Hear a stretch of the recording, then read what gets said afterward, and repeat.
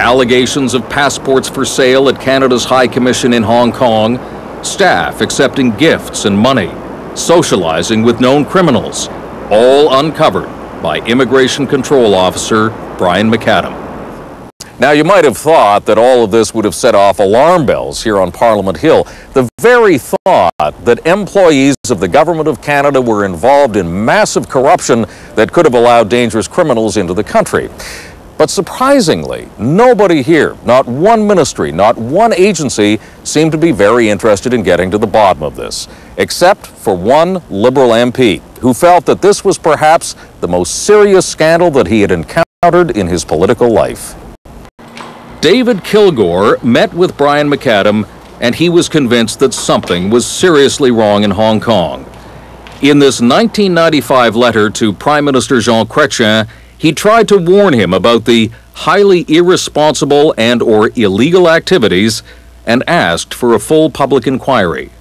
I thought that what McAdam was saying, as a 30-year veteran of Immigration Canada who had done, I think, 2 postings in Hong Kong, that what he was saying was serious enough that I thought I should refer it first to the Immigration Minister of the day and then to the Prime Minister. The inquiry didn't happen. No, it certainly didn't. Prime Minister Jean Chrétien never even acknowledged Kilgore's letter. And it was into that climate of see no evil, hear no evil that our second whistleblower stumbled. RCMP Corporal Robert Reed was assigned to review the Hong Kong file, and what he discovered would change his life forever. It's kind of like walking through, walking through a forest and all of a sudden you find yourself in quicksand. Corporal Reed grew up in Regina, Saskatchewan, the home of the RCMP. Like any dedicated cop, Reed thought that his job was to dig into the allegations and get to the truth. One of the first things he came across was the top-secret Balser report, which laid bare the security breaches. Armed with that, he went to his boss. He said, "Well, this is water under the bridge. Why go over this again?" And I was very shocked by that. I said, "This is not water under the bridge. This is evidence of a major fault." The more he dug into the affair, the more resistance he felt. The Departments of Foreign Affairs and Immigration blocked their staff from speaking with Reed, something that Reed's RCMP boss agreed to. I arrived at the opinion that in fact, the progress I was making was not pleasing to my superiors. He was not the first investigator who felt resistance. In 1993, Staff Sergeant Jim Puckniak wanted to go to Hong Kong and conduct a proper investigation. But the RCMP liaison officer at the mission, Inspector Gary Lajamodiere, wrote a memo back to Ottawa advising against it, saying it would upset the High Commissioner, John Higginbotham. Lajamodiere said that if your investigators came to Hong Kong, it would be viewed as a witch hunt, and he said, "I can guarantee you, Canadian High Commissioner, will be screaming at the highest political levels." What did you make of that? My instinct then, and still is that if there was nothing to hide, you would welcome a police investigation. So obviously there was something that was going on. Did you feel at any point that there was political interference at the highest levels on this investigation? It just seemed throughout this investigation and anything to do with the Hong Kong file that there was always something blocking it, some reason why we couldn't go. Corporal Reed felt the same frustration. Did you feel that maybe you were getting a little bit too close to a very uncomfortable truth for the Canadian government? Well, I felt that I had discovered a cover-up. At that time, I believed that it was Department of Immigration and the Department of Foreign Affairs who were involved in this. Let's just be clear about this. You're saying that there was a cover-up conducted by the federal government? Yes. By a couple of departments in the federal government? Yes, certainly.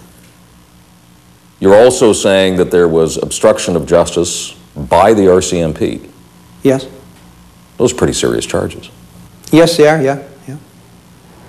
In 1999, Corporal Reed did the unthinkable for a police officer. He broke his oath of secrecy and went public about the scandal in Hong Kong. The RCMP reacted swiftly. The force charged the 24-year veteran with professional misconduct, found him guilty, and fired him. And that might have been the end of it. But Reid appealed his dismissal to the RCMP's Civilian Review Committee. And out of the thousands of pages of documents and testimony from his disciplinary hearing came this decision in September 2003. Vindication for Reid and McAdam and scathing criticism of the RCMP. The review committee found that the RCMP was walking on eggshells whenever it conducted an investigation into activities at the Canadian mission abroad. And this, what is at issue, was a deliberate choice made by the RCMP not to pursue an investigation into possible criminal wrongdoing, even though numerous examples had been drawn to its attention. It warned that the RCMP must not allow itself to be co-opted by government agencies. Retired RCMP Superintendent Gary Clement believes that the force failed in its duty to protect the citizens of Canada. We dropped the ball. I mean, I don't think we should try and defend it. The bottom line is we dropped the ball in this investigation. The review committee found that while Corporal Reid made mistakes, he was justified in raising a matter of legitimate public concern and recommended that the RCMP reinstate him. But the question of the cover-up remains active. Liberal MP David Kilgore. Nobody's above the law. Ultimately, it was the RCMP's responsibility to say to anybody who was telling them, don't rock any boats or don't do this or don't do that, to say, sorry, our mandate is to go and see if there's been a criminal offense committed. Do you think that we will ever get to the bottom of who was truly behind the cover-up in this case? I don't know. I would think if we had a team of investigators assigned to go and find out, I don't think it'd be very hard to find out what happened, even now, 10 years later. Former Hong Kong Police Inspector Sandy Boucher. It should have been dealt with, and it wasn't. The way it's ended up, this story has ended up, is staggering. Do you believe there was a Canadian cover-up on this? Sure. If you look at, what's happened with the overall picture of the Hong Kong mission, I've no doubt there's a cover-up. But by who and why? Well, there are a number of places to look. Exposing the corruption at the High Commission would have embarrassed the government. It could have ruined the careers of some bureaucrats, and it would have revealed a woefully inadequate RCMP investigation.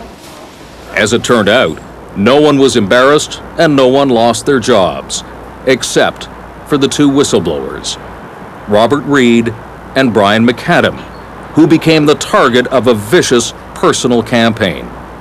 I don't think in 30 years of being involved in policing I've ever seen a character assassination that took place by an organization. First, from somebody that really did his job. He was very well-meaning. He represented, I think, what the public expects of a civil servant.